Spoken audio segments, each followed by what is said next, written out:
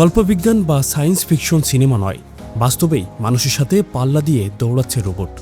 বেইজিংয়ের রাস্তায় আজ দেখা গেল এক অবিশ্বাস্য দৃশ্য। কয়েক ডজন হিউম্যানয়েড বা মানুষের মতো দেখতে রোবট অংশ নিল হাফ ম্যারাথনে, আর তাদের গতি মানুষের চেয়েও কোনো অংশে কম নয়।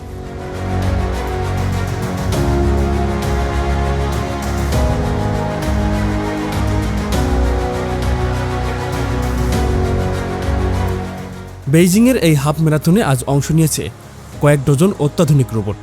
এদের বিশেষত্ব হলো এদের গতি এবং ভারসাম্য আগের চেয়ে অনেক গুণ উন্নত। মানুষ যখন ক্লান্ত হয়ে পড়ছে, এই রোবটগুলো তখন সমান তালে ছুটে চলছে। তাদের যান্ত্রিক পাগুলোও মানুষের মতোই সাবলীলভাবে নড়াচড়া করছে।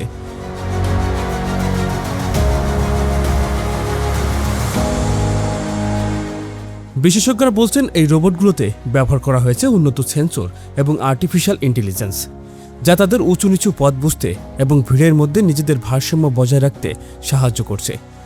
গত বছরের তুলনায় এবারের রোবটগুলোর দৌড়ানোর গতি এবং এনার্জি দেখে বিশ্ববাসী এখন স্তম্ভিত। তাহলে কি ভবিষ্যতে অলিম্পিকের মতো আসরেও আমরা মানুষের পাশাপাশি রোবটদেরও লড়তে দেখব? বিজ্ঞান যেভাবে এগোচ্ছে তাতে সেই দিন হয়তো আর বেশি দূরে নেই।